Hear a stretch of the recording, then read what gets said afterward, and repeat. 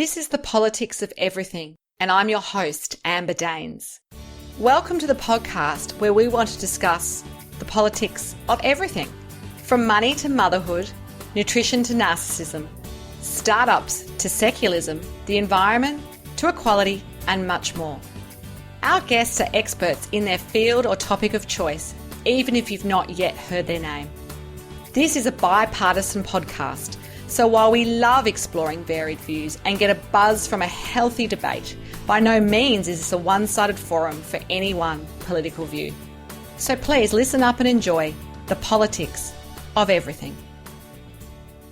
We're examining the politics of anxiety, a topic many of us can relate to. I'm with Dr Jodie Lowinger, a doctor of clinical psychology and university medallist who has decades of experience in management consulting, executive coaching and business. She helps others optimize performance, resilience, mental health, and a winning mindset. As the CEO and founder of Mind Strength, Jodie empowers leaders and teams with her expert strategies and also helps combat performance blocking behaviours. Jodie's worked with top end of town, including Macquarie Bank, PwC and Harvard University, and has consulted to organisations including Lendlease and American Express. Jodie's also the founder of the Sydney Anxiety Clinic, a leading anxiety treatment clinic for adults, children and teens. She also advises on mental health and resilience in schools and frequently presents on cyber safety, managing bullying, reducing anxiety, boosting resilience and building a growth mindset. She's a popular speaker and media commentator and also the ambassador for Streetwork, a national charity to mentor troubled teens and turn their lives around. Welcome to the podcast, Jodie. It's lovely to be here, Amber. So what was your childhood dream and did you get there? My childhood dream was actually to be in advertising. I wanted to be a creative director and I ended up doing some work experience. I think it was George Patterson Advertising at the time. And I loved art. I was in Art Express. My major work was actually a series of emotions in childhood. But my love for art didn't quite translate to being in the advertising world, but it did translate to being in the field of psychology. When I did a Bachelor of Design, and when I was doing that, I actually found that I was helping my colleagues and my lecturers with their anxiety at the time. So it's quite ironic. So the worlds collided somehow, the creativity obviously as well as the anxiety and the interest in mental health. Yeah. And I think it's sort of that sort of deep kind of passionate drive that takes you towards creativity and that analytical mind. There's a lot of similarities in that space. Yeah. So what was your first job and how did that shape you? My first job was tutoring the daughter of one of the most successful entrepreneurs in Australian history. And it actually was a really fabulous life experience. I ended up learning a lot from the family. They almost took me in as a sort of a surrogate member of the family and learned a lot about being an entrepreneur and establishing business and establishing my own little business at the time. I was really young at the time. It was a great experience.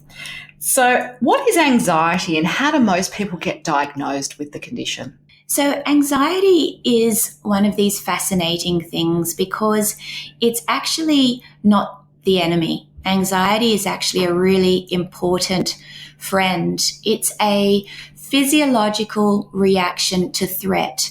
So it's an incredibly important aspect of our physiology as human beings. And it's the fight or flight reaction that gets triggered in the case of threat to help us to fight the situation, to defend ourselves, or to run away if we need to. And so what it really is a rush of adrenaline and cortisol through our bloodstream, setting up our body, tensing up our muscles, doing all sorts of different things to get us primed to be able to look after ourselves. The problem in contemporary society is that this mechanism gets triggered in reaction to our perception of threat, not just in reaction to real threat. And when I talk about perception of threat, what I'm referring to typically is a worry thought. that says, what if something bad happens? Or what if I'm not good enough? Or what if they judge me? Or what if that dog's going to bite me and kill me? So that's sort of offshoots of that perception of threat. It's diagnosed, it becomes a diagnosable problem when it's causing fear and suffering and avoidance in a person's life. So it's getting in the way of their capacity to function as they would otherwise want to do. So what are the most common ways to treat or manage anxiety, and has that changed over time? Yeah, it's certainly changed over time. A while back, we had psychoanalytic psychotherapy, which looked at some of our early childhood experiences and the contributors that some of early life beliefs or patterns of behavior might contribute to how we engage as adults or subsequent stages in our life. Then that moved to the cognitive behavioral therapies. Cognitive being looking at our thoughts, and behavioral, of course, looking at our behaviors. There is now a third wave of therapies, which is similar in many respects to the cognitive behavioral therapies, but incorporating mindfulness and values-based strategies. So an example of that is acceptance and commitment therapy. As far as the way that I practice as a therapist, as both a clinical psychologist and a coach, a corporate coach, is I'm a hybrid kind of individual. I like to take the good stuff from all of them, and I like to think that there's no one size fits all. Everybody is different. And so the way I engage with everybody is really based on their own individual needs. Absolutely. So I know that Beyond Blue states that in any one year, around 1 million Australian adults have depression and over 2 million have anxiety. And obviously they're the numbers that we know, but there might be hidden, numbers within that as well. Do you think Australians are more anxious than in previous generations, or are we just better at recognising it and doing something about it? Yeah, I would say it's probably a combination of both. We are certainly better at recognizing it. Thank goodness in the society that we live in, there's attempts to raise awareness. That is, I feel like I'm on a personal mission in that space, in my desire to break down stigma and help people recognize the signs, and help people also to recognize that in that space there are many practical and effective strategies to help people to deal with these sorts of problems. But there is still extensive stigma associated with mental health challenges, and so there's more to be done in the space of raising awareness.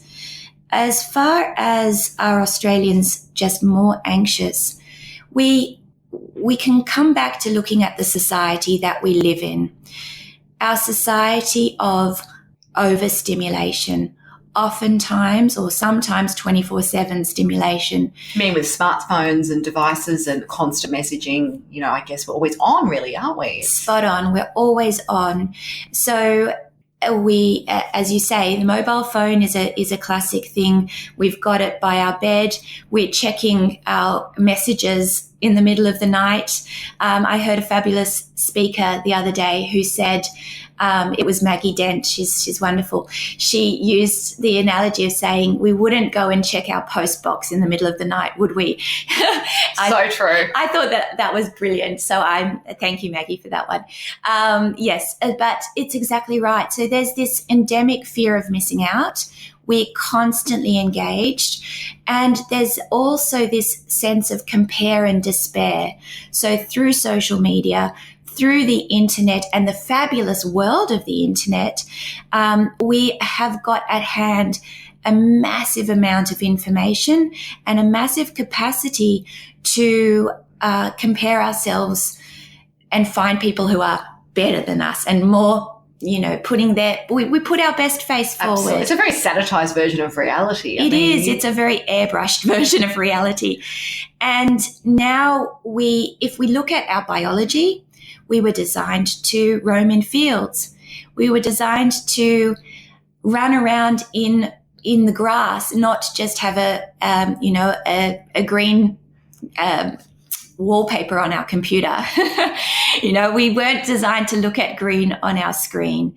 We were designed to roam around in green. So the fast-paced living, and it actually starts, this overstimulation starts from day one. We give our children iPods, iPads. I know. iPhones. You make yourself feel very guilty here.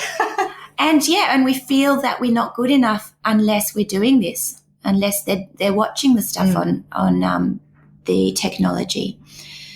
And then it's endemic in teenage years as well. Absolutely. So corporate life and business stresses are a key factor for many professionals. And I suppose I picture myself in my corporate career, anxiety was just part of everyday life. I sort of accepted it as a bit of a norm. But how can modern workplaces help their staff and their leaders in many ways set the example in what you must admit must be a bit of a taboo area that remains a little bit sort of on the fringes of workplace health and safety? There are organisations which, they might focus on mental health aspects, but are they really walking the walk and talking the talk? I'm curious to know your experience of how workplaces can do this better and make it more acceptable. Yeah, it's a brilliant question. Workplaces are moving beautifully in the right direction. If we look at best practice workplaces, they're embracing well-being and mental health as not a nice to have, but an absolute necessity, an absolute need to have. And it's not warm and fuzzy. Let's put aside any warm and fuzzies to this. This is about a bottom line imperative. So organizations recognize that when we look at mental health, it's to boost productivity and performance. When people are experiencing anxiety, one of the default behaviors is avoidance, procrastination. This fear of not being good enough drives aspects, behaviors that get in the way of getting the job done, of taking risks, of stretching our comfort zone and embracing peak performance. So the work that I do in business is all around strategies to embrace peak performance, resilience, mental health, and empowerment, and getting the job done. So what we do in organizations when I'm working to raise awareness around mental health, sometimes I do presentations that simply talk around strategies to help with mental health. Sometimes I'm looking at preventative measures, which is really important, a whole lot of work around resilience. And the fact is it reduces absenteeism, it reduces turnover, it reduces presenteeism, it increases productivity, and it mitigates an organization's risks. The other element that is really powerful in this space is holding on to high potentials. It's holding on to talent.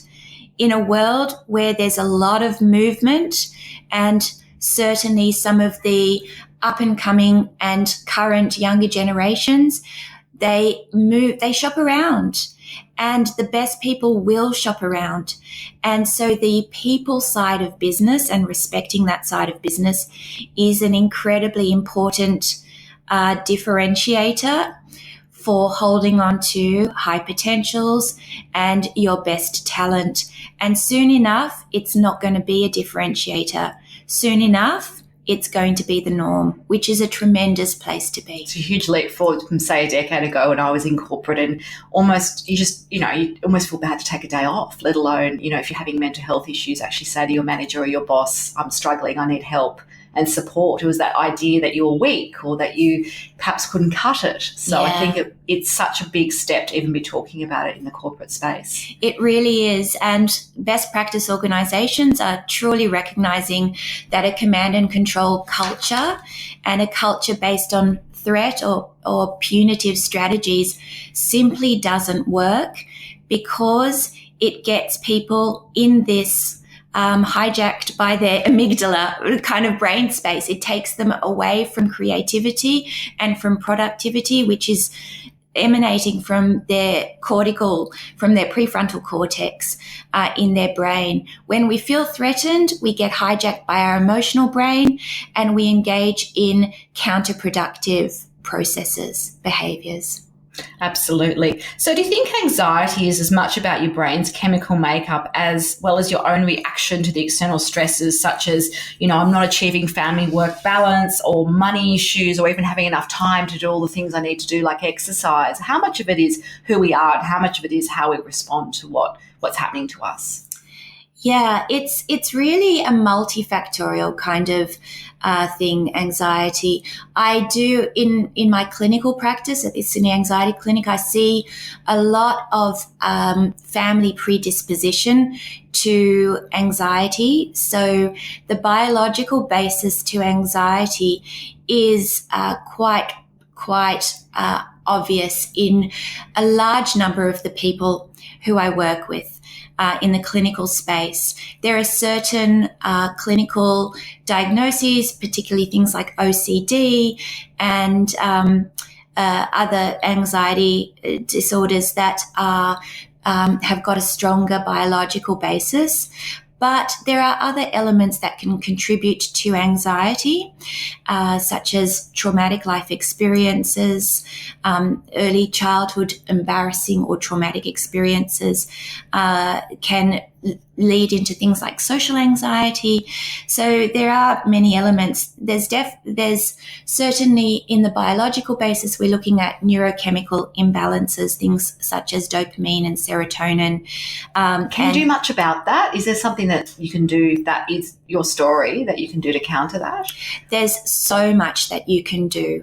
So one of my key messages is really I want to help people to recognize that they can feel empowered in this space, to seek out the help that they need, simply because there is a wealth of practical, effective evidence-based strategies that can turn things around within a matter of a couple of months, if not weeks.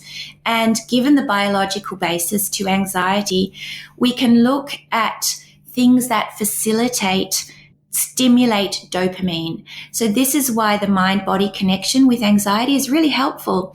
So looking at exercise as a stimulant of dopamine, looking at making sure people get good sleep factors in place. They do things that give them a sense of satisfaction and fulfillment, so values-driven actions. Mindfulness is really powerful to bring yourself back to the present moment. To embrace the present is a really powerful strategy. So it's not just something that we turn to medication. It's really something that, yes, there is absolutely a place for medication in certain situations, but anxiety can be very readily turned around, looking at behavioral strategies, approaching standing up to worry, as well as approaching avoided situations. So we engage in things in a really holistic way that is not dependent necessarily on medication, but keeping in mind that there certainly is a time and place for medication at the more extreme end of anxiety, if necessary. So what are some of the most effective measures that all of us can take to maybe prevent our own anxiety becoming crippling? Because I think sometimes it hits you, have a life event or something happens and the sense of overwhelm or panic attacks is something a lot of people experience. What are some ways in which we can maybe stop ourselves from getting to that point? Yeah, a question around prevention is really a fantastic question, because prevention is so powerful. It's engaging in resilience strategies. So a lot of the work that I do, whether it's in the corporate space or in the clinical space, is really around resilience and a sense of empowerment.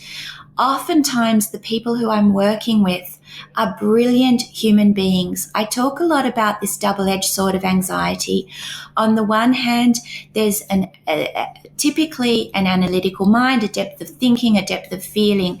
So when I'm doing corporate coaching, it's not just people who experience anxiety, it's people who are propelled to be the best that they can be. So oftentimes it's perfectionistic kind of behaviors. It's the imposter syndrome, which says, I'm a fraud. They're going to discover that I'm not good enough. And that's even when you're super successful. That could be CEOs and public figures. Very much. So a lot of the work that I do in the corporate space is coaching with CEOs and C-suite executives, high functioning, high powered, highly successful individuals is the space that I work with in the business world. And so resilience strategies are exceptionally powerful. It is around awareness, around what are called safety behaviors. So they're the unhelpful strategies that we default to when we are feeling threatened. And so it's this fight or flight. We might be aggressive, we might be passive, we might feel like we need to be perfectionistic. We might feel like we need to check and recheck our work a million times. So it's raising awareness around what resilience actually is. Resilience is about standing up to fear, standing up to worry, standing up to aggression, standing up to being passive, anything that's going down that pathway of when we're not engaging in values-driven actions.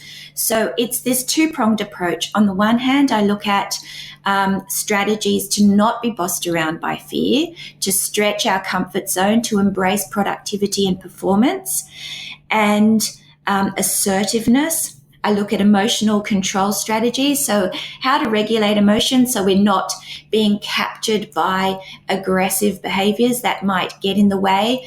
We look at emotional intelligence. That's a key body of work that I do with people, is around how to engage, how to negotiate, how to get collaboration, how to communicate effectively in whatever field we happen to be in professionally.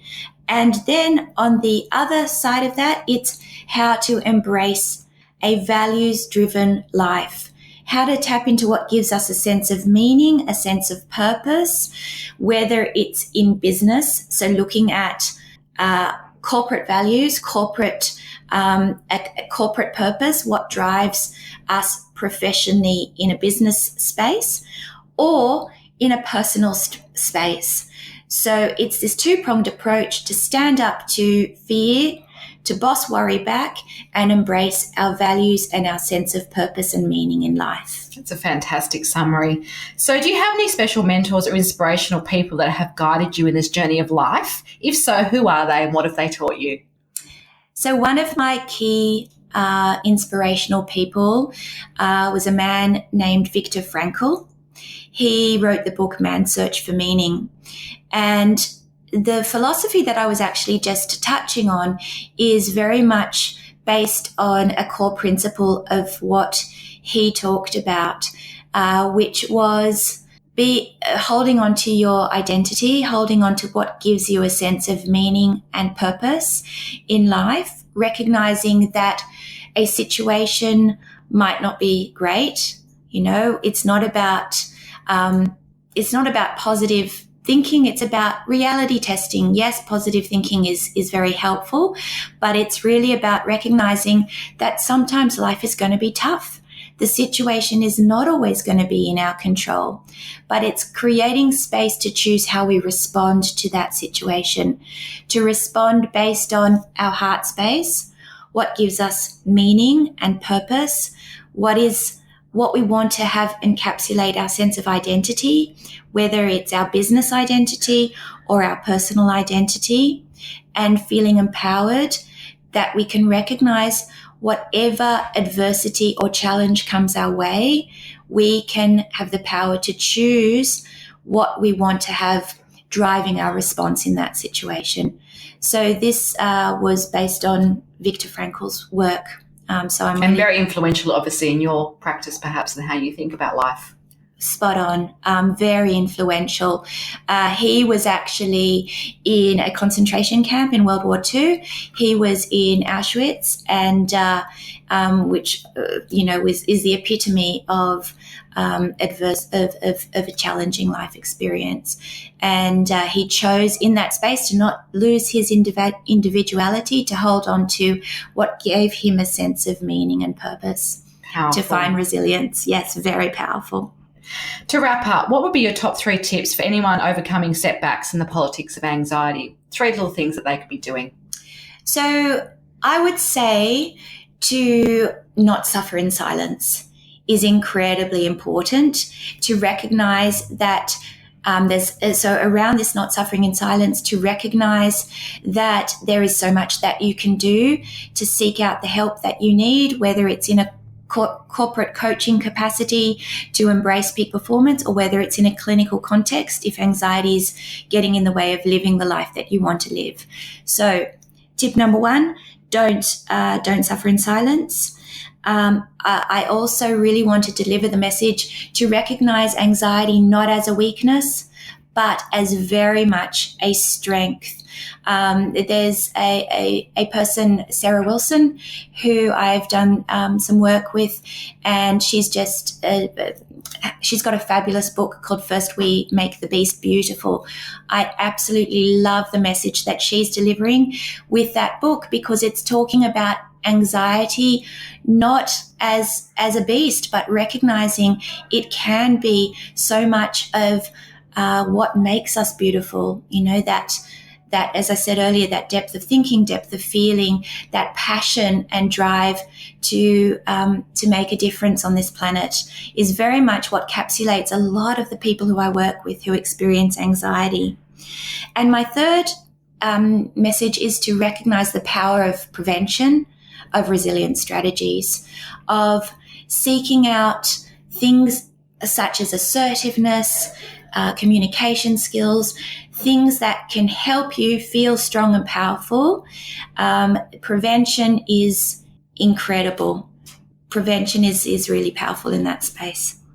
Well, it's been fantastic to chat to you today, Jodie. If you want to contact Dr. Jodie Lowinger, there will be some details on our show notes. Until next time, keep well. Thanks for listening today.